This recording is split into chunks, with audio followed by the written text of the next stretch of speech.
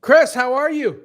I am living the dream, Anthony Franco. Happy Monday to you. How are you? You look terrific. I feel fabulous. Yeah, really? Yeah. Fabulous. Yeah. Interesting. I can tell you for sure. I feel fabulous.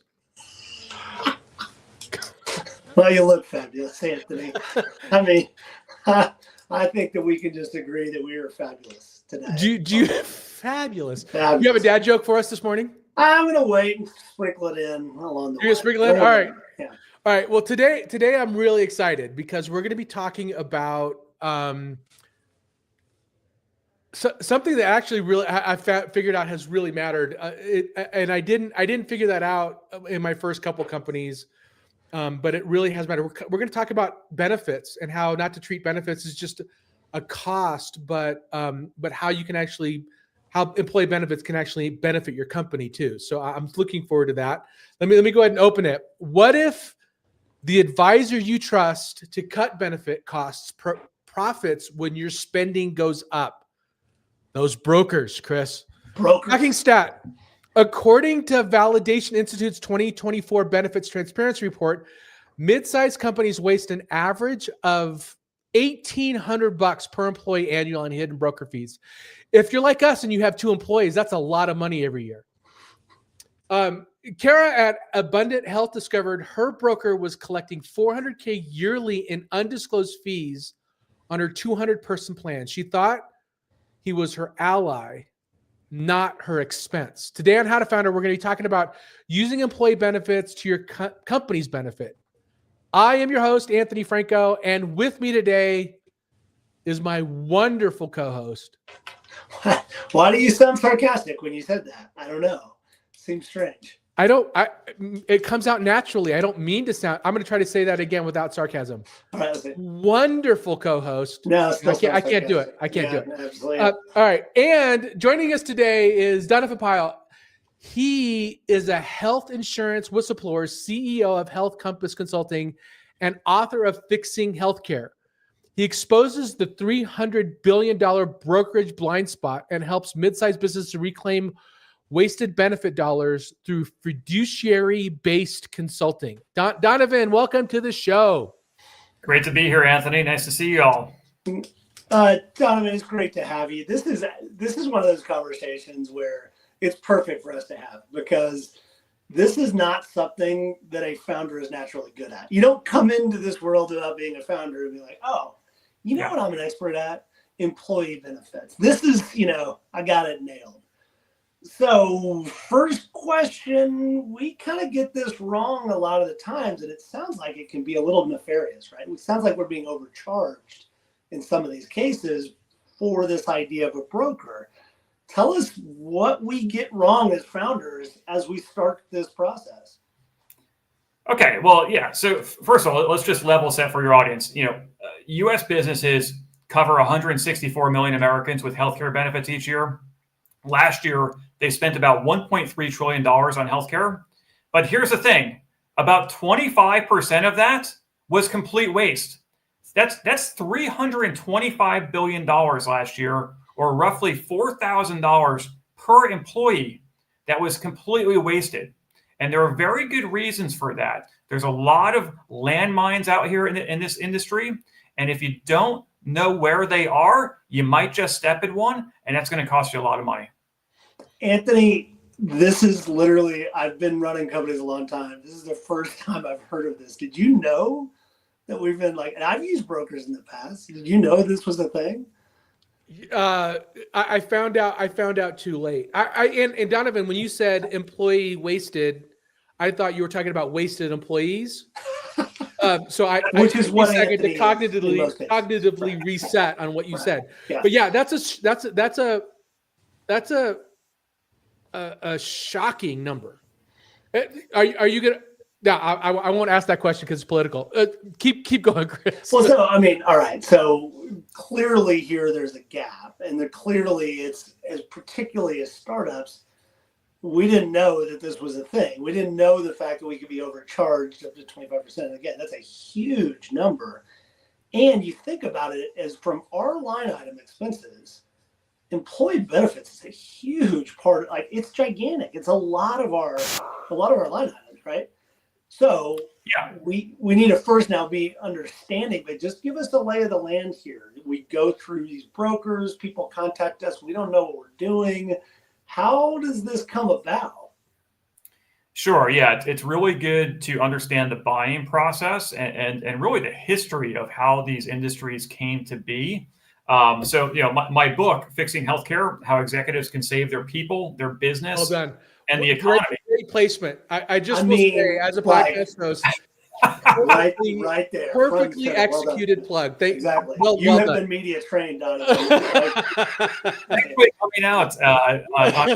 So available on all the channels. On all channels, exactly. Amazon. Yeah. Yes. Here you go. There you go. Yeah.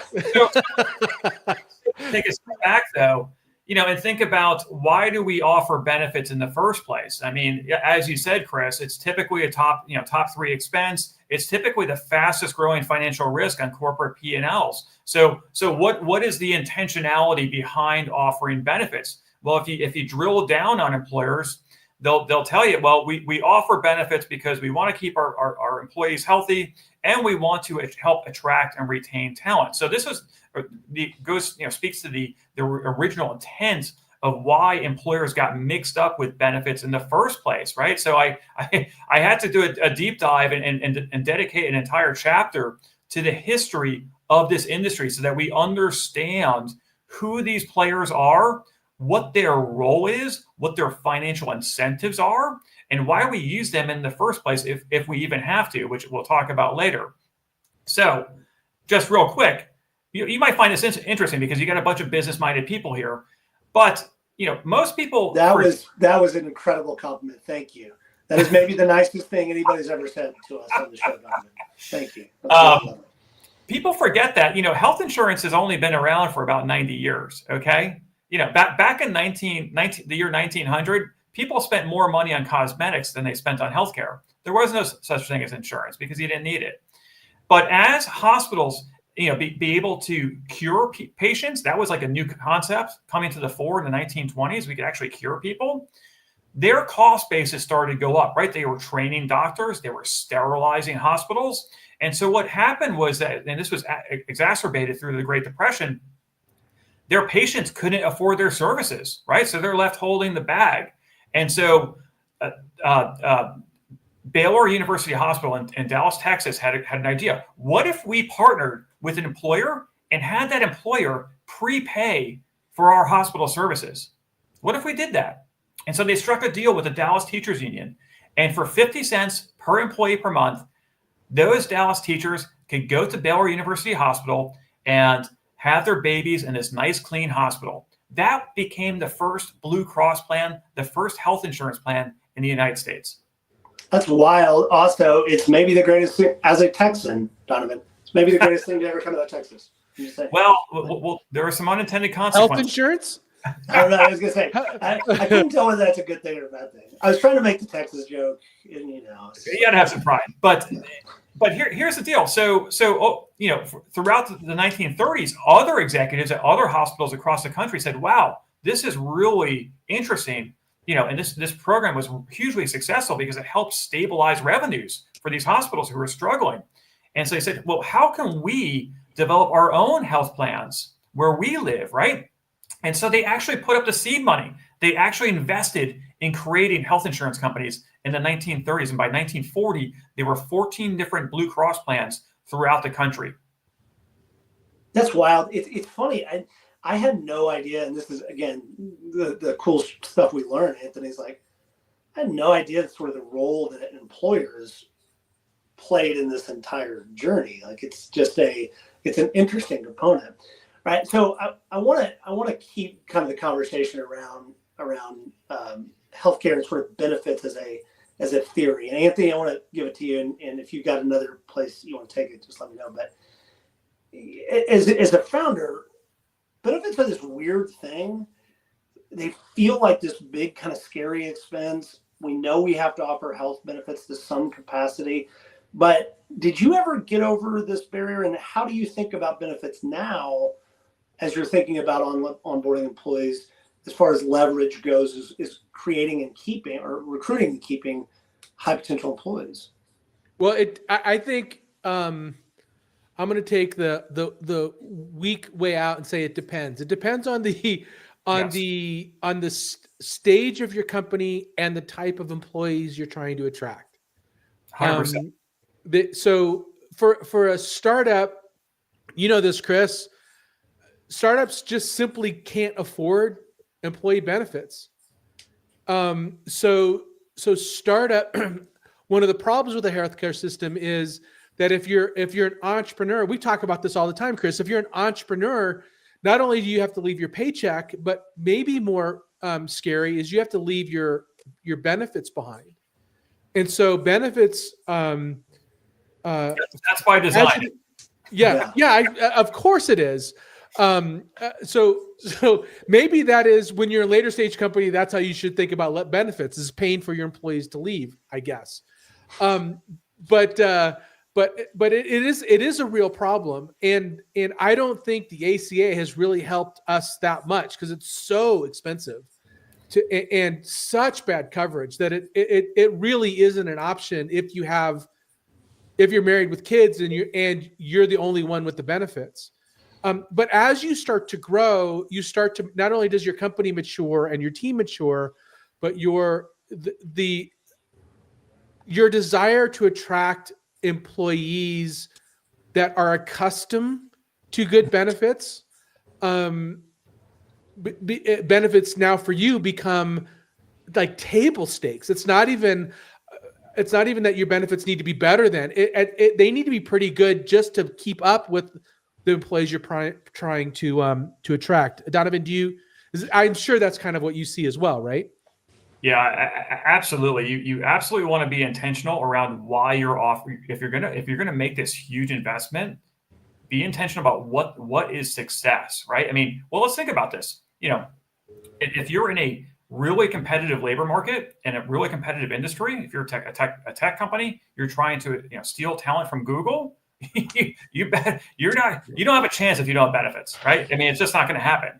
So it really, you want to think about this and think about what is the cost of turnover at your company, right? I mean, this is a key metric. If you don't know the cost of turnover, then you really don't know how much to invest. It's like knowing what the lifetime value of a customer is, right? Whereas okay, if I don't know that, how do I know how much money I can invest towards getting that customer?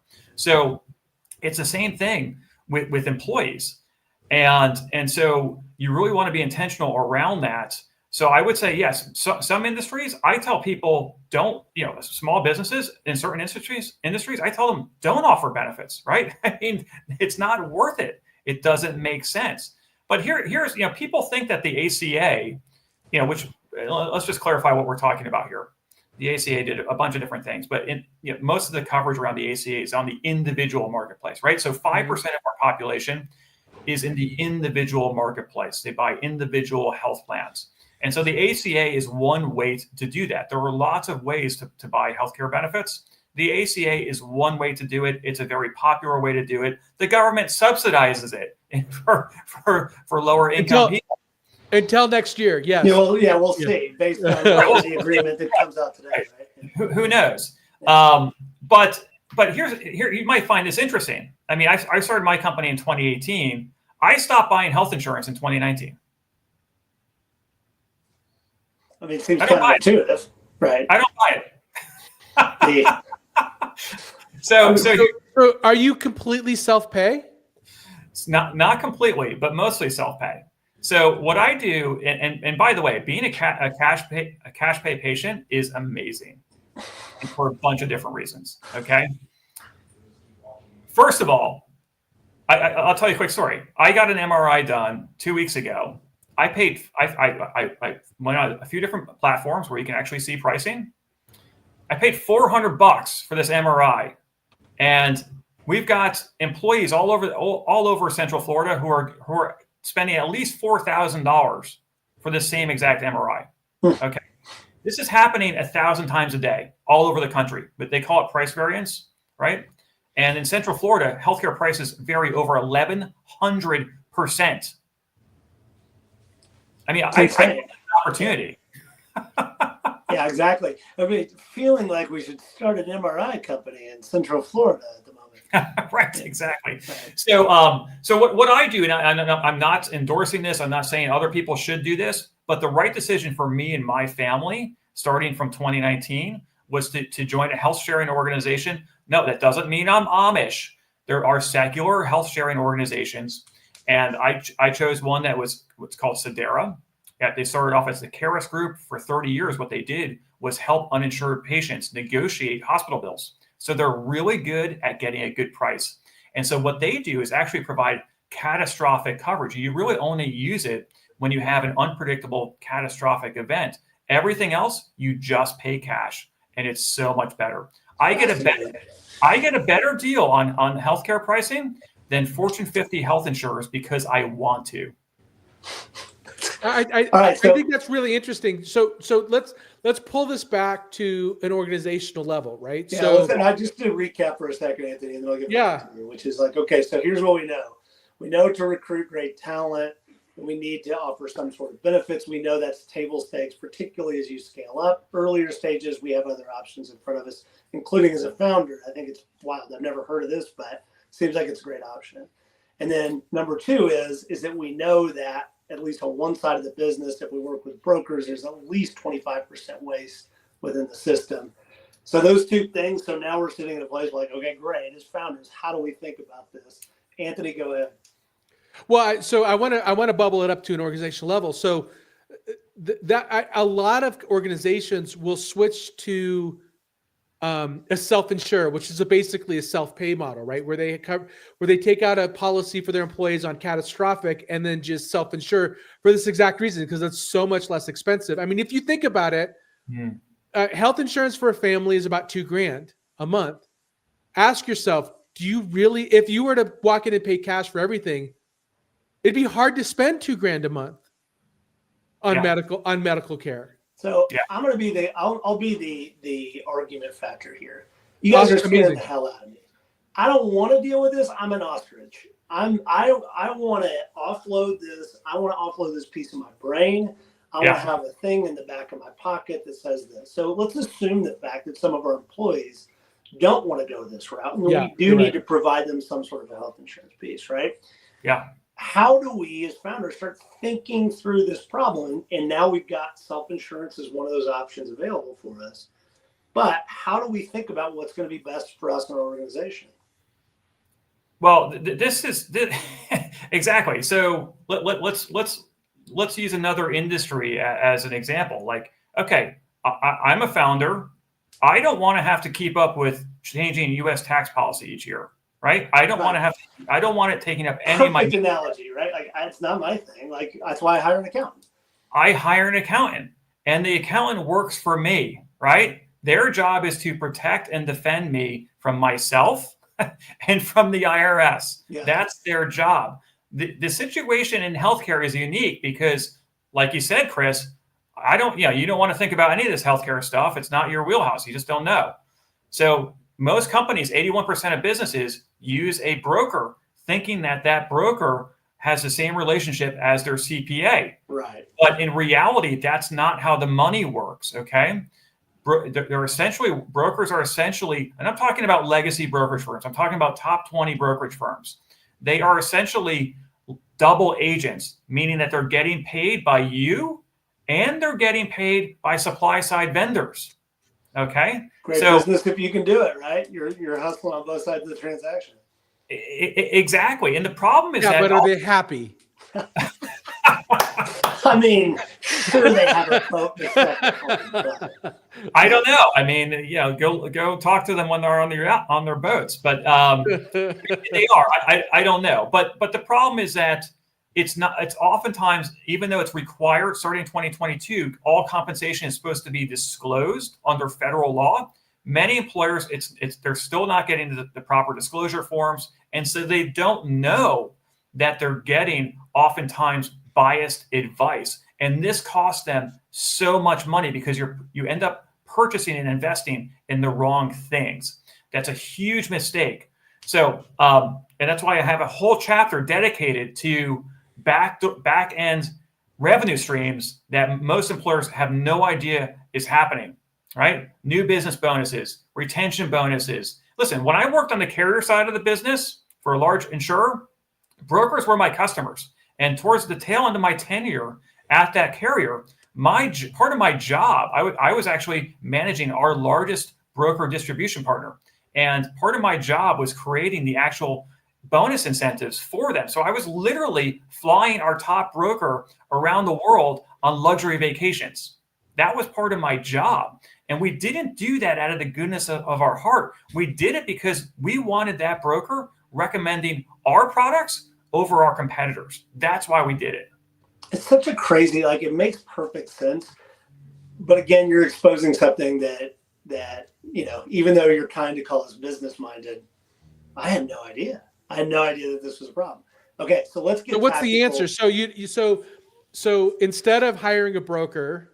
So let's get tactical for a second. So yeah. I'll tell you my experience, Donovan, and Anthony, I'll ask you the same, which is last time I started to shop for health insurance for my people, I Googled it. I went out there, went through my payroll service. They had something to offer. Yeah. And the first couple of times, it just felt scary. And I think a couple of people said, sorry, we won't insure you. You don't fit our model. And so I think that maybe the first person that said yes was the one that I was like, oh, great. Somebody can do this, right? Anthony, is that kind of, how did you do it? Probably more. Yeah, the same way. And then I found this thing that, and I know Donovan has some experience with these, but I found this thing called a PEO. And PEOs are essentially, so the problem with brokers, in my experience, is they treat your company as like, you have 10 employees. We're going to go get you the 10 employee rate. And what a PEO is basically, think of it as a co-op of businesses where all of your employees are, all of the business's employees are considered employees of the PEO when it comes for benefits. And so they get Fortune 100 benefit pricing and benefits. And so the PEO is what really kind of saved the business for quite a while, because we were able to offer really great benefits at a very affordable rate to the company and to the employees. You guys are old enough to remember the VA commercials. Like, I could have had a VA. Like, I'm like, I had no idea this stuff existed. Like, yeah. I probably paid a fortune. Okay. So Donovan, you've got my story. I just was the first person that said yes. I'm like, here's money, go do it. You've got Anthony, who actually found something else. What are my options? How should I think about this, Donovan? How should I start to look at finding the right fit for my company? Yeah, I mean, there's so many ways to skin this cat. First of all, I mean, how do you know even to offer benefits, right? I mean, we're kind of walking through this mental exercise. If you've got founders Googling, I've seen executives at large businesses Googling this stuff because they're not sure they're getting unbiased advice from their broker. They don't know what they don't know. They're literally Googling about stuff. It's just a sad state of affairs. And so the first step in healthcare transformation that I lay out in my book is getting unbiased advice, right? If you're not getting unbiased advice, then you're going to get taken advantage of. Everyone who's talking to you is trying to sell you a product, right? And oftentimes the best financial decision is to not buy anything. Okay, so sometimes the PEOs are great. I mean, for a certain stage of company, PEOs are fantastic. Now, their pitch about getting Fortune 500 benefits as a 10-life group is BS most of the time, but it's a very effective sales pitch, and a lot of people buy it. And you're right, Anthony, they can buy your business, right? They've got so many other revenue streams for different fees, for different services. They can buy your business. I mean, they write their own rates, right? So if they want to compete on benefits, they can absolutely compete on benefits. Now, is that sustainable? No. After a couple of years, we see that a lot of businesses, wow, the benefits cost came back to reality. And And so it becomes, it's just part of the maturity of a business, right? So you're early stage and, you get up to 30 employees and you're like, wait, maybe I'm better off on my own. And then you exit to PEO or 50 employees. And that's just natural. But yes, I agree. For a lot of businesses who are, VC backed, they've got a little extra cash flow. And yes, it does allow the founders to focus on their core competency, which is exactly what they should be focused on. So I think PEOs can be a fantastic solution. It's certainly not the end all be all, but in certain situations, it absolutely makes sense. Now, let's talk about some of the fundamentals, though, of why, by the way, PEOs use brokers too. Okay. So you're not getting, when you use a PEO, you're not getting around the broker. They use PEOs, they use brokers as well. And they all use the same carriers. And when we talk about, there's a great saying by a colleague of mine by the name of David Contorno, who says, if you want to pay less for healthcare, you got to pay less for healthcare. And what he means by that is you have to understand the supply chain. Okay, what is actually driving your rate? Okay, as executives, you tend to think about healthcare as a single line item expense. In reality, it's thousands of line item expenses that add up to that single line item expense. So what do I mean by paying less for healthcare? How much does your organization actually pay for hospitalizations, surgeries, labs, imaging, and drugs? What are the unit prices of those things? I just told you a story about how healthcare unit prices vary by over 1,100% in Central Florida, right? That you've got people who are spending $400 on MRIs, or you've got people that are spending $4,000 or more on MRIs. So, on getting visibility, the first thing you got to do as an organization, if you're gonna be a company that's going to be around for a while, you're not just trying to flip your company every couple of years. You got to put yourself in a position where you can actually see your supply chain, and then once you can see your supply chain, then you can actually manage it, and you can take advantage of those price discrepancies in your region.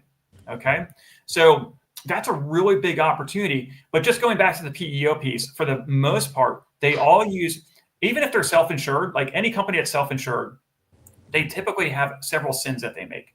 Okay, they use PPO networks, which is basically tells you how much you're actually paying for those services, right? For the hospitalization, surgeries, labs, and imaging. They use the big three PBMs, pharmacy benefit managers. And if you're using those kinds of vendors, you are absolutely overpaying for services. You're absolutely leaving money on the table, and it's not sustainable because you got to understand the financial incentives of those vendors and what their business model is. But so I'm hearing two things, and this is where I just want to challenge you because again, I'm an ostrich. I want to build my business. I don't want to know what healthcare costs are. I don't want to understand. I've got enough things to do that there's no way that I'm going to sit around and try to do that. So I understand it. I understand what you're saying, which is you got to get to the root cause here. Yeah. But realistically, I'm not going to do that. I'm just not. 100%. So back to the original question, how do I think about this? Do I go directly to insurance companies? Do I find, you said unbiased advice. Awesome. Where do I find unbiased advice? Yeah, great question. Way to set Donovan up there, Chris. That's that is the softest. That's the question he hopes he's asked. There's a reason that securing unbiased advice is the first step in healthcare transformation because it's so critical. If you get that wrong, you're never going to get to the second step. Okay, so there's two ways you can get unbiased advice. So the first way, you can go to the Validation Institute's website. They have a list of management consulting firms who specialize in healthcare financing and procurement, and they actually serve as a fiduciary to you in their contract. They don't accept backdoor money from insurance companies, from pharmacy benefit managers, etc. They serve as a fiduciary to you. That is a legal term. That means they have to act in your best interest. And if there's a conflict of interest with any revenue stream between vendors, they have to disclose that to you. Okay, so that's the first way. So if you have under 1,000 employees or so, the best way to do that is by partnering with one of those firms. I started one in 2018 after working on the carrier side of the business, after working on the brokerage side of the business and seeing how screwed up things were, I said, this is completely unsustainable. It's not the role that businesses need us to play. They need us to defend them from insurance companies and the medical industrial complex, not profit from it. Okay. I think that's amazing. But also what I'm hearing in the back of my head is you're going to come in as a startup and charge me way more than I can afford to find this. Like, will they serve? All right, Chris, hold on one second. Yeah. Two things. If you're a startup, like you're basically helping your employees find you're giving them bonuses to find their individual, their own individual options likely. Secondly, you've said this a couple of times. I'm going to challenge you on your challenge and say, if the number 2 expense in your business isn't top of mind for you to get it right, then you're thinking about your business wrong. Like this is. I'm going to challenge you on your challenge of my challenge. You can't triple stamp a double stamp. You can't triple stamp a double stamp. You can't triple stamp a double stamp. I don't even know women with challenges there are at this point. I fully get it, but again, this is the same. I love the analogy of being like, look, taxes is a huge expense for me. Yeah. I don't know enough about taxes. I want to hire a professional to go do this. I had no idea that if I go hire somebody to do it, I'd be very, very specific of their credentials. And so get it. Yeah. I understand, Anthony. It's like, okay, early on, it's very likely the best bet for us as founders is to do some sort of a subsidized individual plan based on the needs of that employee. But now we're at 10, 50, maybe, I don't know, what's the number, Donovan? When should we call you? 15 employees? 30? Well, all of these firms are different, okay? So some of the firms on that list at the Validation Institute's website, they do specialize with small groups. And so some of them will do a feasibility study as a first step to see, like, does it even make sense to invest in this area at all? And I think that's hugely important. I mean, I've done this, some pro bono work like that, where companies were thinking about offering benefits, and I saved them a ton of money just by saying, don't do it. Don't buy anything. Give them guidance. Give your employees guidance on what their options are. So you're not just leaving them out to dry. But for your industry, for that company's specific industry and needs, et cetera, it just didn't make sense. They were about to drop a ton of money and get virtually no return for that. So yes, some of these firms do work with small businesses. My firm, our new lowest threshold is 200 employees, but they're all different. So just find out one that works with you. Anthony, I want to go over to you, and then we're going to get to speed around Donovan. We do have this as an option, but it doesn't feel like something that's intuitive. It's not something I understood. Anthony, how did you handle individual helping your employees pay for their own health insurance? So I really kind of jumped right into offering health insurance right away. That was not a great business decision, but it was I can wake up and look at myself in the mirror decision. I wanted to offer that as just I thought it was the right thing to do. So I did it really early on. It was one of my critical components as we started, growing from 2 to 20. Mm-hmm. Before we jump into the speed round, I did want to ask Donovan, we've spent appropriately most of our time talking about healthcare, but what are some of the other benefits that founders should be thinking about beyond healthcare, in order to really get the bang for the buck out of insurance, out of benefits? I was kind of laughing with our team this morning because this topic came up. There are some what used to be called fringe benefits that people really value. And so one of the ones that people really value that isn't all of that expenses and the inflation rate is typically not that bad on it is dental insurance. I don't know why. But some people love dental insurance. A lot of people do. And so that's a look at those choppers, Anthony. Clearly you've had dental insurance. I've had lots of work done. Anthony's best feature. And I'll just leave it at that. Yeah. His teeth are outstanding. Well done. That looks like a new Costa Rican grill right there. Yeah, exactly. So that's one. there, some population, and every population is kind of different what they value. Some of them love pet insurance, right? I mean, so it's what people like. Everyone's got their own standard of value, and you just don't know until you ask them. In fact, we just came out with a new survey tool to make that process really easy to understand, so that employers can easily understand what their employees actually value. We call it Employee Benefits Voice. You can buy it on our website for $99. And so it's just an easy way to really understand, okay, what do our employees actually want? Before we go spend millions of dollars on something, let's find out if they actually want it. So talk to your employees. I think that's a great idea. Fascinating idea. It's a fascinating idea. Yeah, I did the same thing. And what it came back to, what my employees really wanted was public transport passes for the bus. Like it was more than parking spaces. They want public transport. And so I think absolutely talking to your employees. Chris, why don't you jump us into the speed round? Well, we're going to go to the speed round, but it's funny. The last time I did that for my employees, they just said they'd prefer to not work with me. So anyway, that was the response. It was great. All right. Are you ready for the speed round, Donovan?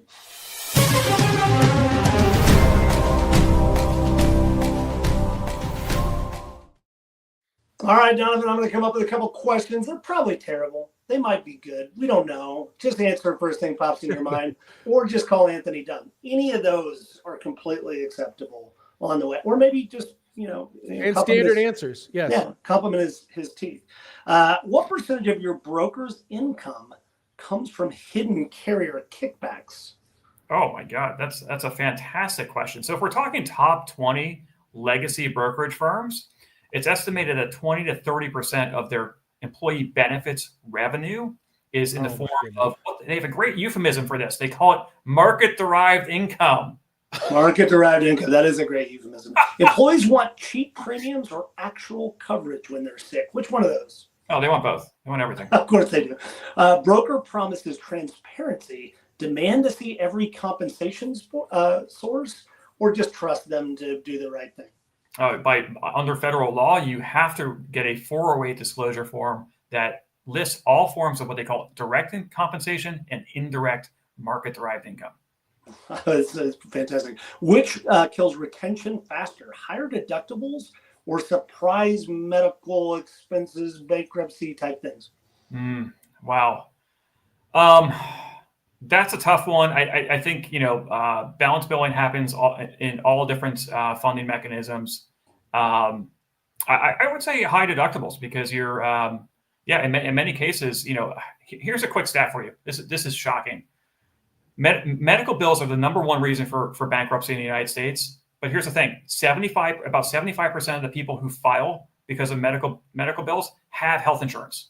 Right. So be careful when you start leaning on those high deductible plans.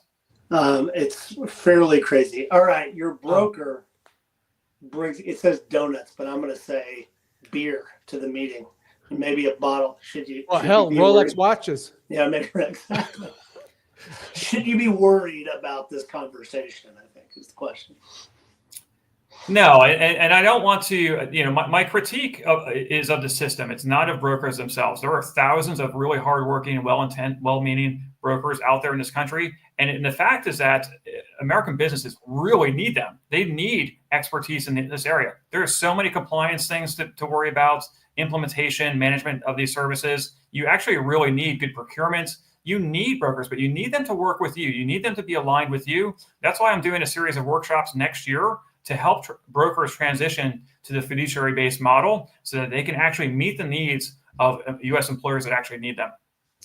I'll give you the red flag, Chris. If they're wearing Ferragamo shoes, have their sweater pulled over their shoulders, and they're talking about the jet that they're co-opting with their buddy. Yeah, I was going to say, they have to be like, hey, sorry, I got to cut this meeting short. I got to take the. That's a real story, by the way. That has actually happened to me. That is pretty funny. Deep dive resources, a couple: American Sickness, how healthcare became big business and how you can take it back. Total Benefits, you mentioned this place, which is the Validation Institute's Benefit Transparency. That's at validationinstitute.com. But we're going to do none of those things, Donovan. We're going to go buy your book, and then we're just going to call you. Could you give us your cell phone number? We're just going to call you personally. We don't I need can't do that, but you can certainly and reach out at donovanpyle.com or go to fixinghealthcare.com and do this. Download a free executive summary of my book and give it to your boss. How about that? I'm going to give it to you, Anthony. And yeah, I mean, I don't know why you wouldn't just let me text you right now, Donovan. I think it would be fine. But So rude. So rude. So incredible. Donovan, thank you. Like, I kind of have my mind blown and I'm kind of angry. Like, I'm kind of going to talk because of what's happening. Here's Chris. Yeah. American businesses have the power to solve a lot of these problems right now. They've never had the clarity that they need to take back control and lead the way. So that's why I wrote the book. And listen, we don't need any action from DC to solve a lot of these problems. We can take action right now and get things done. I think that's a pretty good place to leave it. Thank you again, Donovan. Appreciate you. Thank you for joining us. Anthony, what do we have coming up? Get us out of here. Yeah. So thank you again, Donovan. This was good as I thought it was going to be. For everybody listening, thank you all so much for tuning in. Please be sure to visit us at howtofounder.com, where you can connect with us on LinkedIn and subscribe to our YouTube, Apple Podcasts, and Spotify channels, and where you can leave us a great review for this amazing podcast episode. As always, we think you are the pioneers of economic prosperity. And Chris and I and Stephanie, and I assume Donovan, we're just really grateful to be here along the way with you. Thank you, everybody. Take care. Bye. Good seeing you all.